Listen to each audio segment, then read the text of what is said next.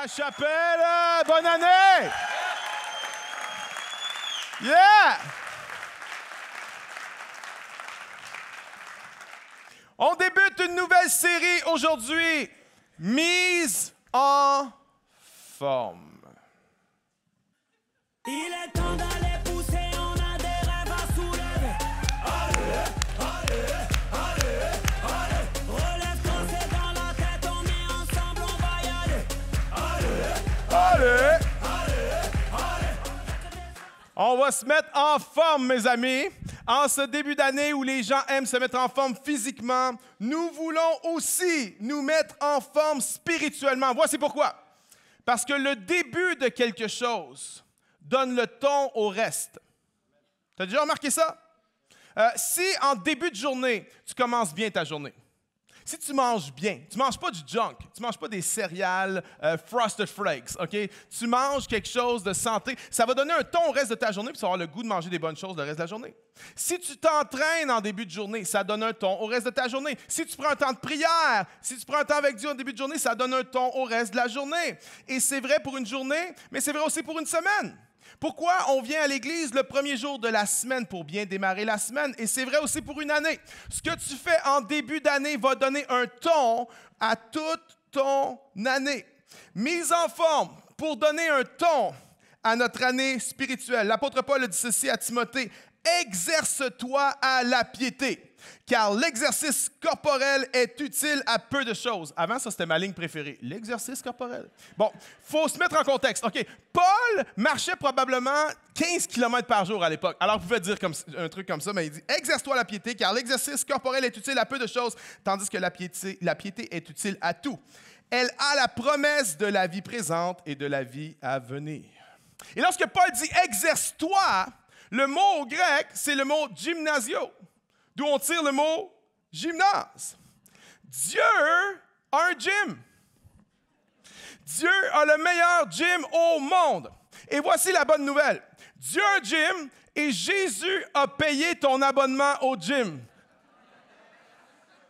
Maintenant, c'est pas que c'est gratuit, il n'y a rien de gratuit en ce monde. Quand quelque chose est gratuit, c'est parce qu'il y a quelqu'un qui a payé pour. Mais j'aimerais dire, Jésus-Christ a payé pour. Jésus-Christ a payé le prix à la croix. Par sa vie, par sa mort et sa résurrection, il m'a acquis le droit d'entrer dans le gym de Dieu. Est-ce qu'on peut applaudir le Seigneur Jésus ce matin?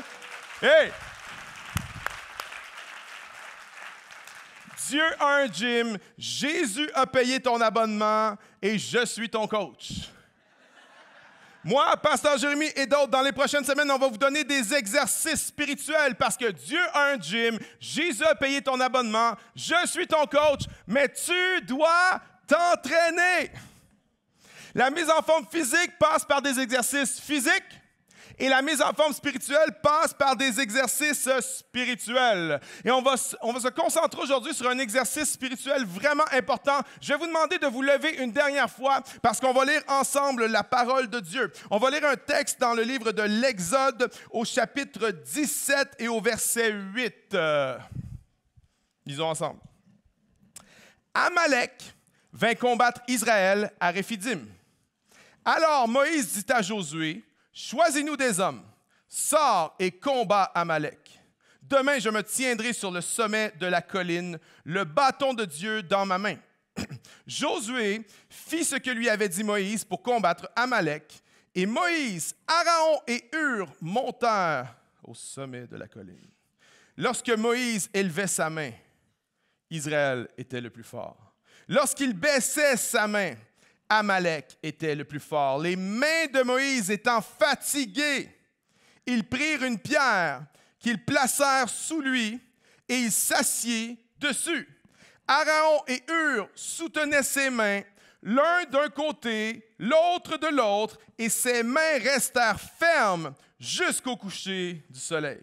Et Josué vainquit Amalek et son peuple au tranchant de l'épée. L'Éternel dit à Moïse, « Écris cela dans le livre pour que le souvenir s'en conserve et déclare à Josué que j'effacerai la mémoire d'Amalek de dessous les cieux. » Moïse bâtit un autel, lui donna pour nom l'Éternel ma bannière. Il dit, parce que la main a été levée sur le trône de l'Éternel, il y aura guerre de l'Éternel contre Amalek de génération en génération. Aujourd'hui, on va parler ensemble de se muscler les bras. Le titre du message, c'est « Ne baisse pas les bras ». Vas-y, dis ça à quelqu'un avant de t'asseoir. Ne baisse pas les bras. Ne baisse pas les bras. Prenez place. J'ai entendu cette histoire cette semaine d'un gars qui était athée, puis il est en train de faire une balade en forêt. Puis, alors qu'il se promenait, il est arrivé face à face avec un ours au loin, alors il a pris peur. Il est parti à courir, et en courant, il s'est enfargé dans une racine d'arbre, il est tombé par terre, l'ours l'a rattrapé, et l'ours s'est mis sur les deux pattes d'en arrière comme ça, il a mis ses deux pattes d'en avant comme ça, puis il s'est mis à grogner. Le gars a fait « Et le gars a dit, « Dieu, si tu existes, fais quelque chose! » Et à ce moment-là, tout s'est arrêté. L'ours a arrêté de bouger. Il n'y avait plus rien qui bougeait tout autour. Et le gars a entendu une voix. C'était la voix de Dieu. Dieu lui disait, « Ah ouais? Tu m'as ignoré toute ta vie? Puis là, à cette heure que tu es sur le point de mourir, tu voudrais que je te sauve et que je fasse de toi un chrétien. » Et là, l'athée dit, « Ouais, c'est vrai que je t'ai pas mal ignoré tout le temps. Là. Je suis un peu désolé. » Il dit, « Si tu ne peux pas faire de moi un chrétien, au moins pourrais-tu faire de l'ours un chrétien, s'il te plaît? » Et au moment où il dit ça, tout redevient normal. Et là, l'ours arrête de grogner. L'ours baisse les pattes. Le gars commence à soupirer un soupir de soulagement. Et il entend l'ours dire ceci.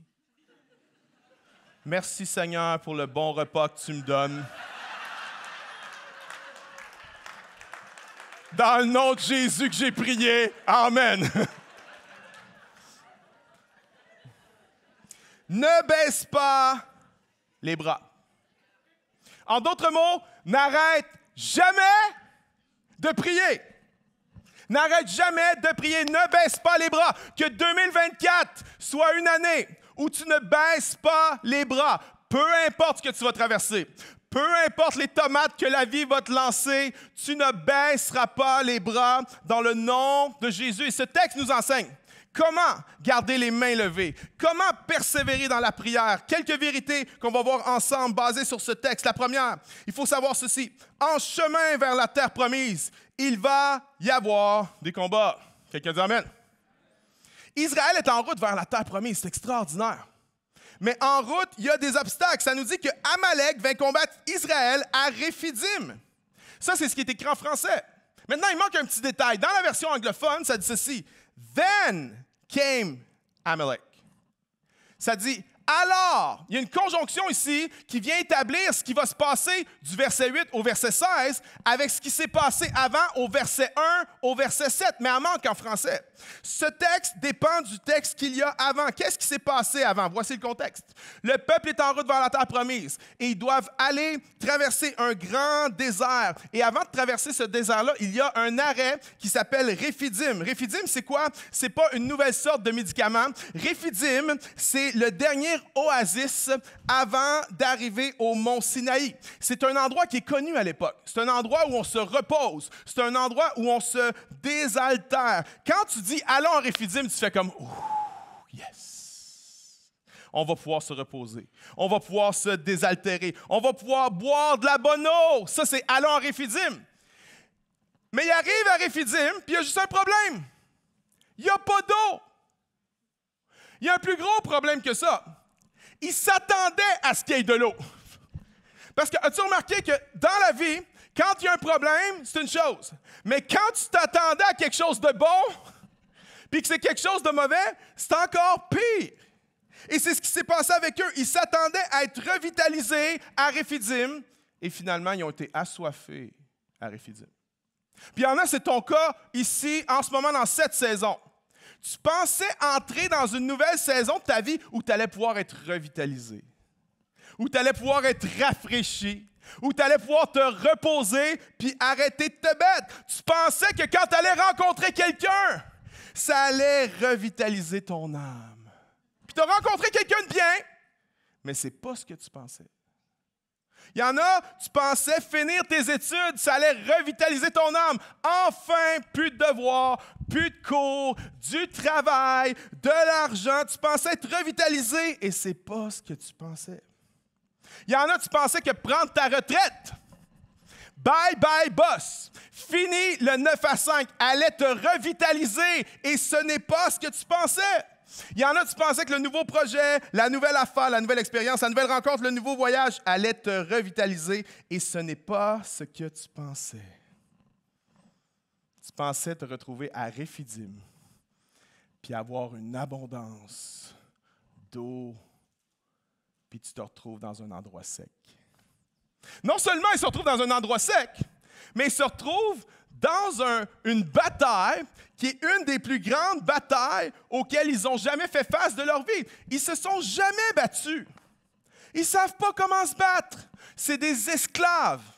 Ils ont passé 400 ans en esclavage. Ils ne savent pas comment se battre. Et là, ils doivent apprendre à se battre. Mais en veux-tu un autre? Non seulement ils se retrouvent dans un endroit où il n'y a pas d'eau, mais c'est Dieu qui les a envoyés là. Le verset 1 est clair. C'est l'Éternel qui les a envoyés là-bas. Attends une minute, là. Dieu les envoie dans un endroit où il n'y a pas d'eau. Comment ça arrive? Pourquoi? J'aimerais dire que c'est parfois la même chose dans notre marche avec Jésus. Jésus est lui-même les eaux vives. Jésus est une eau vive pour nos âmes. Et lorsque tu suis Jésus, parfois, Jésus va t'amener à un endroit où tu ne trouveras pas d'eau. Puis tu dis, Seigneur, je ne comprends pas. Comment ça se fait que je me retrouve ici, moi? La seule affaire que j'ai faite, c'est de t'obéir. Bon, des fois, tu désobéis, puis tu te retrouves dans le désert, puis tu crèves de soif. Tu fais, au moins, je l'ai mérité, right? Mais des fois, c'est pas comme ça. Des fois, tu obéis à la voix de Dieu. Tu fais ce que Dieu t'a demandé de faire, puis tu te retrouves dans un endroit sec et aride. Et là, qu'est-ce qu'ils font, eux autres? Ils commencent à chialer. Les chialeurs professionnels, right? Maintenant, je les comprends. OK, s'ils avaient désobéi à Dieu sur celle-là, s'ils avaient été dans un endroit où Dieu ne les amenait pas, OK. Mais là, c'est Dieu qui dit, vous allez aller là-bas. Ils se retrouvent dans un endroit sec. Il y a de quoi chialer. Puis mets-toi à leur place. Oui, c'est sûr qu'ils étaient esclaves en Égypte, mais depuis qu'ils sont sortis de l'Égypte, c'est problème sur problème. Au chapitre 14, ils se retrouvent coincés entre l'armée de Pharaon et la mer Rouge. Au chapitre 15, ils se retrouvent à Mara, puis il n'y a pas d'eau potable, les eaux sont amères. Au chapitre 16, ils se retrouvent dans le désert et ils n'ont rien à manger. Et au chapitre 17, ils se retrouvent encore sans eau. C'est une chose après l'autre. Ils se disent, Dieu, mais qu'est-ce que tu fais? Et certains d'entre eux avaient le goût de retourner en Égypte. Et en ce début d'année, ça ne devrait pas être comme ça, mais la plupart de nous, peut-être, tu es motivé, tu es encouragé, oui, mise en forme. Mais il y en a, ce n'est pas ton cas. Il y en a, c'est problème sur problème, c'est épreuve après épreuve, puis tu marches avec Dieu, puis tu te demandes qu'est-ce qui se passe, pourquoi Dieu m'a emmené là, puis peut-être que tu contemples l'idée même de retourner en Égypte, de retourner au passé. Il faut que tu comprennes quelque chose. Sur le chemin de la terre promise, il va toujours y avoir des combats tout le temps. Tout le temps. Jésus a dit, vous aurez des tribulations dans le monde. Mais il a aussi dit, prenez courage. Moi, j'ai vaincu le monde. Mais sur le chemin de la terre promise, sur le chemin que Dieu a pour toi, dans la volonté de Dieu, dans la volonté que Dieu a pour toi, les projets de paix et non de malheur que Dieu a pour toi, sur ce chemin-là, il va toujours y avoir des combats. J'aimerais te dire ceci, parfois, juste avant les plus grandes bénédictions, vont venir les plus grands combats. Quelqu'un a déjà vécu ça? Quelqu'un a déjà vécu ta pire année pour que tu vives ensuite ta meilleure année ever? Quelqu'un? Ouais. Pourquoi? Parce que souvent, les plus grands combats viennent avant les plus grandes bénédictions. On doit comprendre ça. On doit s'attendre au combat. On ne doit pas s'attendre qu'il n'y ait pas de combat. C'est ça notre problème. Jésus a dit, vous aurez des tribulations dans le monde. L'apôtre Pierre a dit, ne vous surprenez pas qu'il y ait des épreuves parmi vous, des tribulations parmi vous. Mais nous, on a la stupidité de penser le contraire. On s'attend à ce que tout aille bien. On s'attend à ce que ce soit Réphidim, les palmiers, l'oasis, le camping, les vacances, la plage. Alléluia. Mais en chemin sur la terre promise, il va y avoir des combats. Numéro 2. Les combats sont remportés par le bâton et l'épée. Les combats sont remportés par le bâton et l'épée. En d'autres mots, sans la prière, il ne peut pas y avoir de victoire. Je peux t'entendre amen. Sans la prière, il n'y aura pas de victoire. Pourquoi? Parce qu'on est dans un combat spirituel. Et les armes avec lesquelles nous combattons ne sont pas charnelles, mais elles sont spirituelles, nous dit l'apôtre Paul dans Éphésiens 6. C'est pour ça que sans prière, il ne peut pas y avoir de victoire. Sans bâton, il ne peut y avoir de victoire. Mais aussi, sans épée, il ne peut y avoir de victoire. Parce que alors que Moïse priait sur la montagne, Josué est en train de combattre dans la vallée. Et on est appelé aux deux. On est appelé à faire les deux parce que la foi n'est pas quelque chose de passif. Moïse a dit à Josué, je vais monter sur la montagne, le bâton de Dieu à la main. En d'autres mots, je vais aller prier. Mais pendant que je suis en train de prier, toi, tu vas descendre dans la vallée, Josué, et tu vas aller combattre. Tu vas choisir des hommes et tu vas aller combattre. Le bâton et l'épée. Je vais le dire d'une autre façon. La prière et le travail. Les paresseux entendent? Je vais le dire d'une autre façon. La souveraineté de Dieu et la responsabilité de l'homme. Peux-tu entendre amen? Tu as besoin des deux. Parce que la foi n'est pas passive. La foi prie au sommet de la montagne et la foi aussi combat dans la vallée. Parce que Jacques a dit que la foi sans les œuvres, elle est quoi? Oh, elle est morte. Le bâton et l'épée. Je vais le verbaliser d'une autre façon, OK? Les pieds sur la terre, la tête dans les cieux. Les pieds sur la terre, la tête dans les cieux. C'est les deux. Mais il y en a, tu as tellement les pieds sur la terre que tu ne penses pas aux choses des cieux. Il y en a, tu as tellement les pieds sur la terre. Tu es tellement convaincu que tu peux y arriver par toi-même. Tu es tellement stressé, tu pars en peur, puis tu accomplis tout seul. Tu te bats tout seul. Tu as tellement les pieds grandés que tu ne pries pas, tu es tout seul. J'ai lu ce poème cette semaine. C'est Grace Neeson. Elle écrit un poème qui s'appelle « La différence ». Regardez ce qu'elle dit. « Je me suis levé tôt un matin et je me suis dépêché à commencer ma journée. J'avais tellement à accomplir, je n'avais pas le temps de prier. » Quelqu'un se reconnaît? Non? Ben oui, toute la gang d'hypocrites, regardons ça. Regarde ce qu'elle dit. « Les problèmes se sont déchaînés contre moi et chaque tâche est devenue plus lourde. » Oh, OK, je connais ça, moi.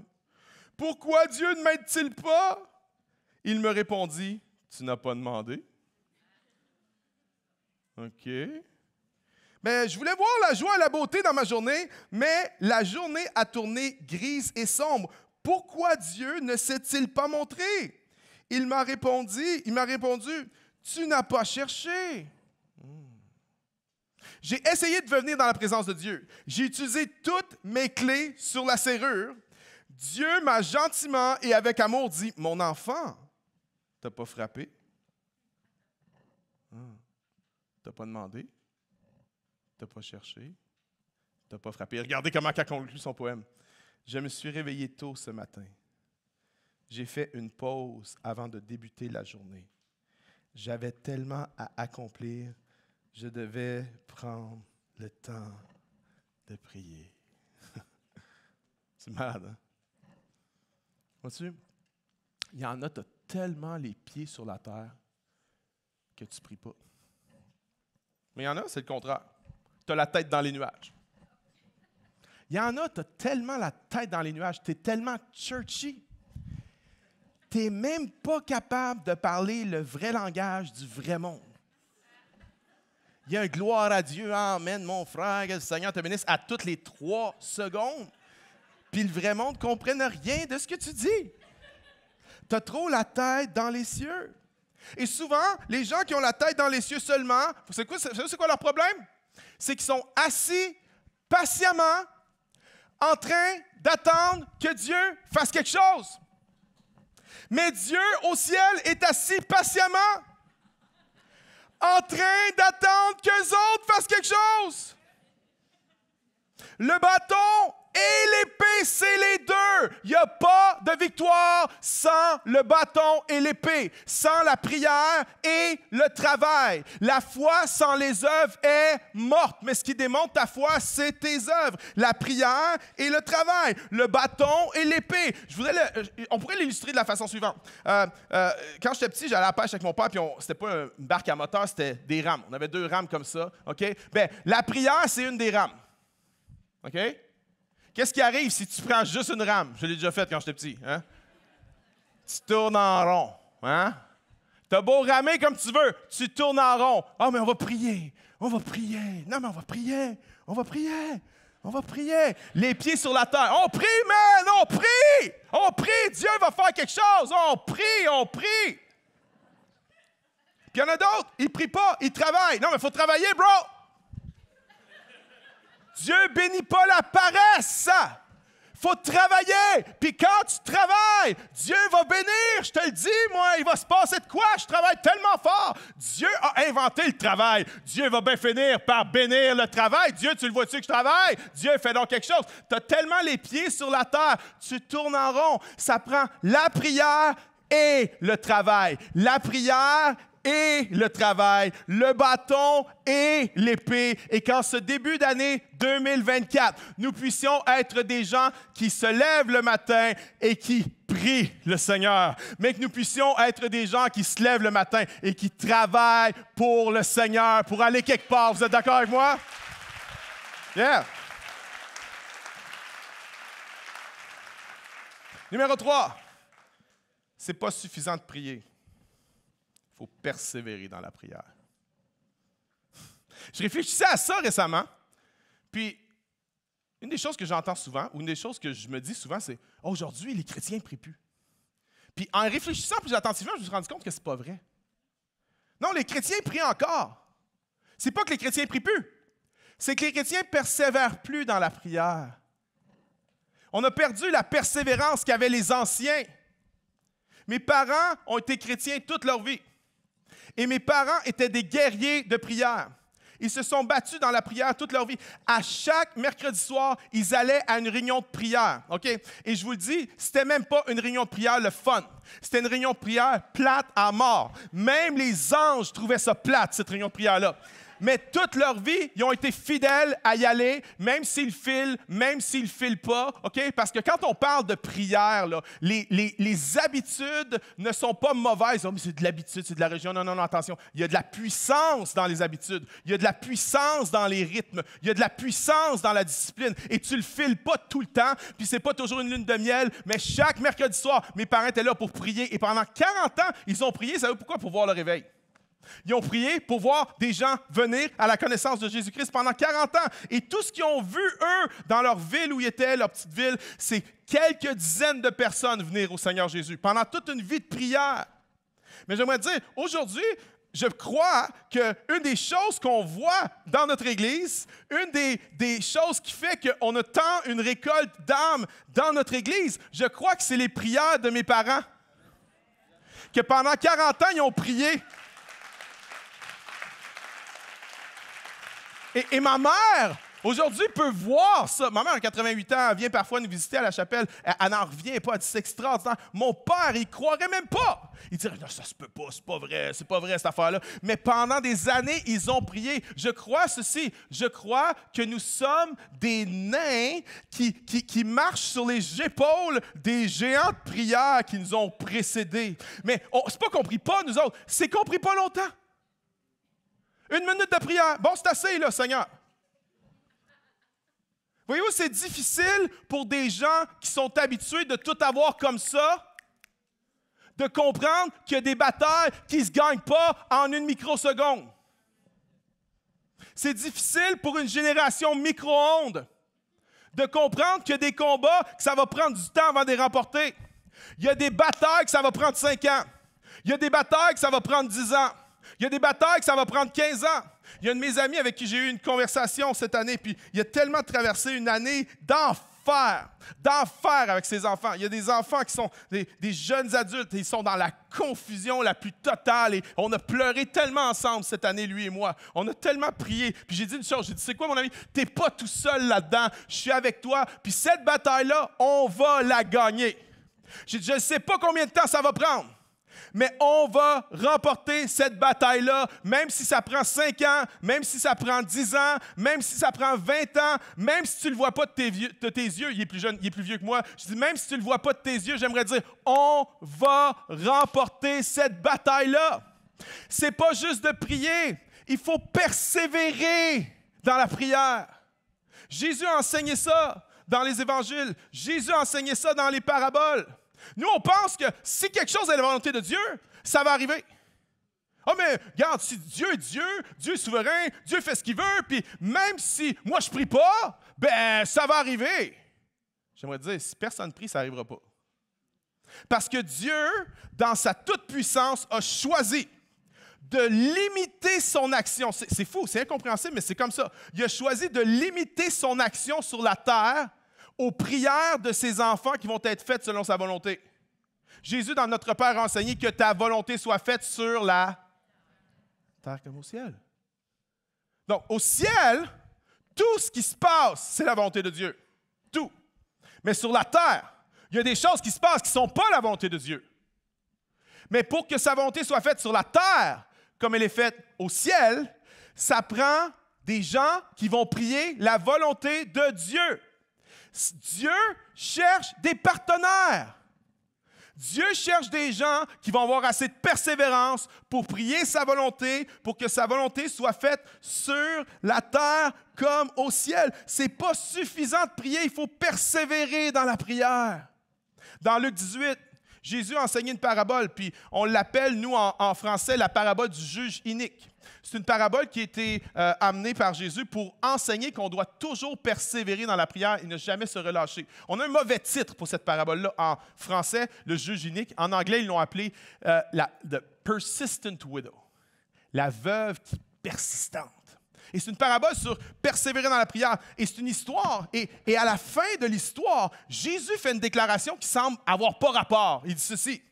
« Mais quand le Fils de l'homme viendra, trouvera-t-il la foi sur la terre? » Tu dis, attends une minute, là. Est-ce que c'est une parabole sur la foi ou c'est une parabole sur la prière?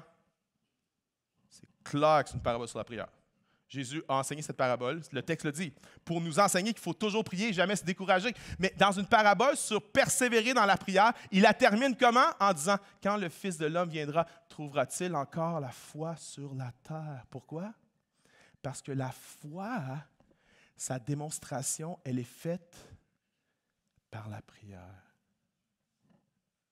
Vois-tu, quand on ne prie pas, ou quand on ne prie plus, ce n'est pas d'abord et avant tout un problème de discipline. Non. Quand on ne prie pas, c'est un problème de foi. Notre absence de prière est un symptôme de notre incrédulité. Oh! Flash news, hein? Tu pensais que ton problème de prière, c'était un problème de discipline? Non. C'est un problème d'incrédulité. La volonté de Dieu s'accomplit lorsqu'on persiste dans la prière, lorsqu'on persévère dans la prière. Et je veux encourager quelqu'un à continuer à prier. Continue à prier. N'abandonne pas de prier. Daniel a prié pendant des semaines. Jérémie a prié pendant des années. Noé a prié pendant 120 ans. Imagine-toi, 120 ans. 120 ans pour que Dieu réponde à tes prières. C'est fou. N'abandonne pas de prier. Ce n'est pas suffisant de prier. Il faut persévérer dans la prière. C'est à travers la persévérance dans la prière que va venir la victoire. Je connais un gars, il était rendu 42, 43, puis il était célibataire, il n'était pas marié. Puis ce gars-là, c'est vraiment un bon gars, intelligent, brillant, vraiment. Mais ce gars-là, il avait un petit problème. Il était juste ordinaire physiquement, tu sais. Il était juste comme, bon, OK, bof. C'est bof. C'est un bon gars, mais il était bof. Et puis lui, il priait pour avoir une femme. Puis je me disais, I don't know. Parce que je trouvais qu'il y avait quand même des standards assez élevés. Puis je me disais, je sais pas. Puis à chaque fois que je le rencontrais, je dis, puis comment ça va? Il dit, ça va bien, ça va bien. Je dis, ouais, puis t'as-tu rencontré quelqu'un? Mais non, j'ai pas rencontré personne. Pasteur David prie pour moi. Mais je prie, je continue à prier. Puis il y avait vraiment la foi. Je dis, OK, oui, prie, mon frère. Continue à prier, mon frère. Moi, j'y croyais pas pantoute. Je me disais, non, ce gars-là, ça va pas marcher du tout. Puis à chaque fois que je le rencontrais, puis comment ça va? Pasteur David, ça va super bien. Je dis, puis t'as-tu rencontré quelqu'un? Non, mais je prie, Pasteur David. Puis il est sincère, il est vrai. Puis à un moment donné, 2-3 ans plus tard, parce que je le rencontre souvent, puis à un moment donné, je le rencontre, puis je le vois venir au loin. Puis à côté de lui, il y a quelqu'un. À côté de lui, il y a une fille vraiment super de belle fille. Je me dis, non, mais c'est impossible. Je me dis, c'est pas vrai, c'est sa sœur. C'est sa femme de ménage. C'est quelqu'un qui a payé pour avoir l'air cute à côté de lui. I don't know. Mais je le vois, puis plus qu'il avance, plus je le vois, puis il y a... Vous savez qu'est-ce qu'il y a? Sur sa face? Le smile. Il s'en vient de même. Pour moi, il savait que j'étais incrédule. Je sais pas, tu sais. Puis là, il vient, puis il me dit, Pasteur David? Je dis, ouais. Il dit, je suis heureux de te présenter ma fiancée. Et là, j'ai fait comme, Dieu existe, man, vraiment.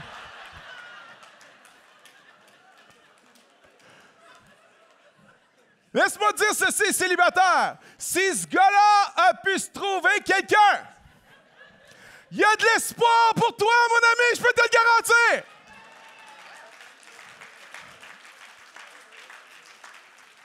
Ce n'est pas seulement de prier, il faut persévérer dans la prière. Qu'en 2024, je sois compté et que tu sois compté par Dieu parmi ceux qui ne baissent pas les bras. Est-ce que quelqu'un est prêt avec moi à dire « Je ne baisserai pas les bras ». Je ne baisserai pas les bras. Avant, applaudis plus fort. Avec foi, je ne baisserai pas mes bras.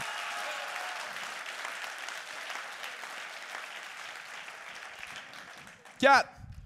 Tu ne peux pas persévérer dans la prière si tu es seul. Et imagine la scène. OK, je vais avoir besoin de mon... Imagine la scène. Moïse, qui monte au sommet de la montagne avec le bâton de Dieu. Puis il commence à prier. Puis il dit, Seigneur, oui, victoire. Je ne suis pas sûr qu'il réalisait à ce moment-là que si ses mains... En fait, je pense qu'il ne réalisait pas. Quand on lit le texte, on s'aperçoit qu'ils s'en sont rendus compte après. Lui, il pensait juste monter là avec le bâton, puis prier de même. Ouais, Seigneur, Seigneur. Puis là, à un moment donné, Moïse est en train de regarder la bataille, puis il est comme, ouais, victoire pour Israël, victoire pour Israël. Et alors qu'il est là, victoire pour Israël, il est comme, wow, victoire pour Israël. Là, il est comme, hey les gars, avez-vous vu, victoire pour Israël? Non, pas victoire pour Israël. Il dit, mais là, les gars, faut faire quelque chose, faut prier, les gars, faut prier. Victoire, oui, yeah, faut prier, les gars. Avez-vous vu, les gars, Voyons, qu'est-ce qui se passe? Imagine Moïse qui se rend compte qu'il faut que ses mains restent levées. Lève les mains. Vas-y, les deux. Lève-les. C'est facile, hein? Fais-le jusqu'à 6 heures à soir. C'est tough, là. C'est tough. Et là, Moïse veut qu'il y ait la victoire pour le peuple d'Israël, mais il doit garder les mains levées. Et les mains de Moïse faiblissent. Et quand sa main faiblissait, Amalek avait l'avantage. Mais quand ses mains restaient fermes, Israël avait l'avantage. Et Moïse s'est rendu compte que même lui avait besoin de quelqu'un pour tenir ses mains. Moïse, c'est le plus grand prophète de l'Ancien Testament. Moïse, c'est un homme qui parle face à face avec Dieu. Moïse, c'est un homme puissant. Moïse, c'est un gars qui demande à Dieu et les plaies viennent sur l'Égypte. Il prie Dieu et la mer rouge s'ouvre en deux. Moïse est le pasteur de 1 à 2 millions de personnes en même temps. Moïse, c'est un géant. Moïse, c'est un puissant. Mais même les plus forts peuvent être fatigués.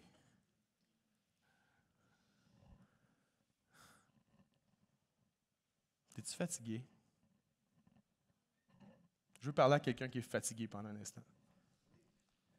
Merci. Il y en a qui sont fatigués. Fatigués parce que tu as porté le bâton. Tu as persévéré dans la prière. Tu as cru Dieu, puis tu n'as pas encore vu la réponse. Puis tes mains commencent à faiblir. Il y en a, tu as vécu des choses extraordinaires, tu as marché avec Dieu, tu as fait des prières qui ont ouvert la mer rouge. Il y en a, tu as servi des gens, tu as aimé des gens qui faisaient juste murmurer puis se plaindre de toi. Tu as servi des gens qui faisaient juste remettre en question tes motivations envers eux. Tu as tellement donné, puis là, tes mains sont languissantes. Tes bras sont fatigués. J'aimerais parler à quelqu'un qui est fatigué pendant un instant. J'aimerais dire ceci. C'est correct d'être fatigué. Non! Je ne veux pas être fatigué! Parce que quand je suis fatigué, mon ego en prend une claque. Quand je suis fatigué, ça me rappelle que je ne suis pas Dieu, puis j'aime pas ça. Quand je suis fatigué, il faut que je me repose. Puis quand je me repose, ben, je pense tout le temps que l'univers va arrêter de tourner.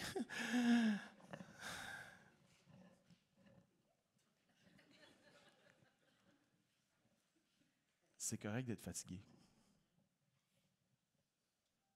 Tu as besoin de quelqu'un pour tenir tes mains. Parce que c'est pas juste le poids de quelque chose qui fait que quelque chose est dur à porter, hein? C'est depuis combien de temps tu le portes tout seul. Tu ne peux pas y arriver seul. C'est pour ça qu'il faut remettre l'Église dans tes priorités. C'est pour ça qu'il faut revenir comme les vieux, comme mes parents qui se présentaient à l'Église quand ça le tente, quand ça le tente pas, quand il fait beau, quand il neige. Alléluia. Quand ils étaient là, eux autres, ils faisaient « Je suis là. Ça va bien? Je suis là. Ça va mal? Je suis là. » Pourquoi? Parce que je sais que j'ai besoin de quelqu'un pour tenir mes mains. Tu vois, moi, ça va bien, Pasteur David. Il y a quelqu'un qui a besoin que tu lui tiennes les mains. Tu ne peux pas y arriver tout seul. C'est pour ça qu'on a l'Église, c'est pour ça qu'on a les 5 à 7. Tu as besoin d'être dans une communauté. Arrête de vivre dans l'illusion que tu peux grandir spirituellement sans faire partie d'un groupe. C'est pas vrai. Arrête de vivre dans l'illusion que tu peux grandir spirituellement sans prier avec des gens sur une base régulière, sans vivre la vie communautaire sur une base régulière, spirituellement parlant, pas juste un club de, je sais pas, là. Arrête de penser ça, ça n'arrivera pas. Alors que cette année puisse être l'année où tu te dis, j'ai besoin, je suis fatigué, moi. C'est pour ça qu'il faut que tu viennes ici. C'est pour ça qu'il faut que tu prennes le peu que tu as pour venir dans la maison de Dieu. Je parlais avec une femme à la fin d'année passée.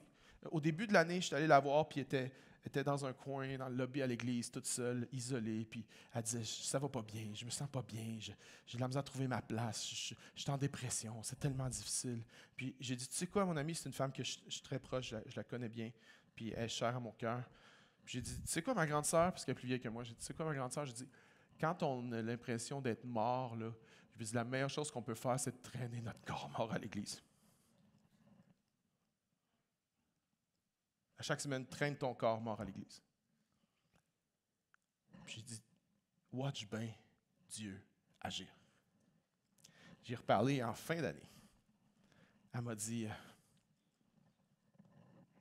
j'ai fait ce que tu m'as dit. Je suis venu à chaque semaine. Puis elle dit, tout a complètement changé. Pourquoi? Parce que tu ne peux pas porter ça tout seul. Tu ne peux pas persévérer dans la prière tout seul. Tu as besoin de quelqu'un d'autre. Ton fardeau est trop lourd à porter. Ta foi n'est pas assez grande. Tu as besoin des autres. Dernier point, numéro 5.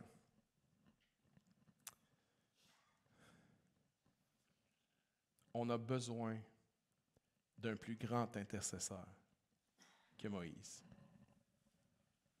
On a besoin d'un plus grand intercesseur que Moïse. Je vais juste remettre ça. Merci.